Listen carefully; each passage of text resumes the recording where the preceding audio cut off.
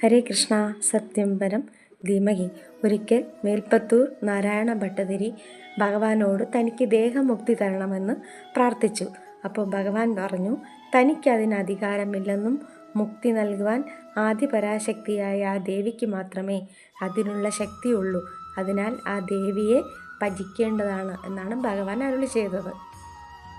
ശ്രീ ഗുരുവായൂരപ്പൻ ഇങ്ങനെ പറഞ്ഞപ്പോൾ ഭട്ടതിരിക്ക് വേറെ ഗത്യന്തരമില്ലാതെ ഭട്ടതിരി നേരെ മുക്കോലെ ചെന്ന് ഭഗവതിയെ പ്രാർത്ഥിക്കാൻ തുടങ്ങി. ഭഗവാൻ എന്തിനാണ് ഇങ്ങനെ പറഞ്ഞതെന്ന് മനസ്സിലായോ? ശ്രീ ഗുരുവായൂരപ്പനൊഴിച്ച് ഇതര മൂർത്തികളെ ഭജിക്കുന്നത് വിഡ്ഢിത്തരമാണ് എന്നൊരു മിഥ്യാബോധം എങ്ങനെയോ ഭട്ടതിരിയുടെ മനസ്സിൽ കടന്നുകൂടിയിരുന്നു. ദ്വൈതബുദ്ധി നശിച്ച് അദ്വൈത ബോധമുണ്ടായ ജ്ഞാനിക്ക് മാത്രമേ ശാശ്വതമായ മുക്തിക്ക് അർഹതയുള്ളൂ. അത് അദ്ദേഹത്തിന് മനസ്സിലാക്കി കൊടുക്കാൻ ഗുരുവായൂരപ്പൻ ചെയ്ത ഒരു പൊടിക്കൈയാണിത്. അദ്ദേഹം നേരെ ചെന്ന് ഭഗവതിയെ പ്രാർത്ഥിച്ചു. ഈ സമയത്താണ് അദ്ദേഹം ശ്രീപാദ സപ്തതി എന്ന വിശിഷ്ട സ്തോത്രം ദേവിയെക്കുറിച്ച് രചിക്കുന്നത്. അങ്ങനെ ഒരിക്കൽ അദ്ദേഹം ദേവിയോടിങ്ങനെ പ്രാർത്ഥിച്ചു നിൽക്കുന്ന സമയത്ത് ദേവി വിഗ്രഹം ഇരുന്ന സ്ഥാനത്ത് സാക്ഷാൽ ശ്രീ ഗുരുവായൂരപ്പൻ അദ്ദേഹം കാണുകയാണ്. ഉടനെ തന്നെ ശ്രീ ഗുരുവായൂരപ്പൻ മാറി അവിടെ മഹാദേവനെ കാണുന്നു. ഒരു മഹാശിവലിംഗം അവിടെ കാണുന്നു.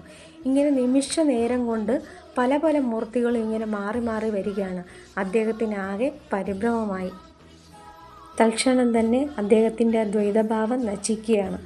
ഭഗവാൻ തന്നോട് എന്തിനാണ് ദേവിയെ പ്രാർത്ഥിക്കാൻ പറഞ്ഞതെന്ന് അദ്ദേഹത്തിന് മനസ്സിലാവുകയും ഭഗവാൻ അദ്ദേഹത്തിന് മുക്തി കൊടുത്തു എന്നാണ് ഗുരുവായൂർ ചരിത്രം പറയുന്നത്.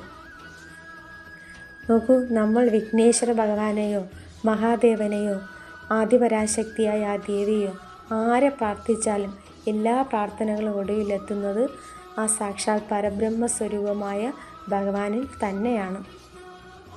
സർവദേവ നമസ്കാരം കേശവം വതി ഗച്ഛതി എന്നാണല്ലോ.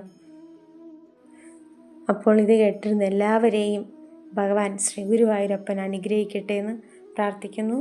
ഹരേ കൃഷ്ണ. സത്യം പരം ധീമഹി.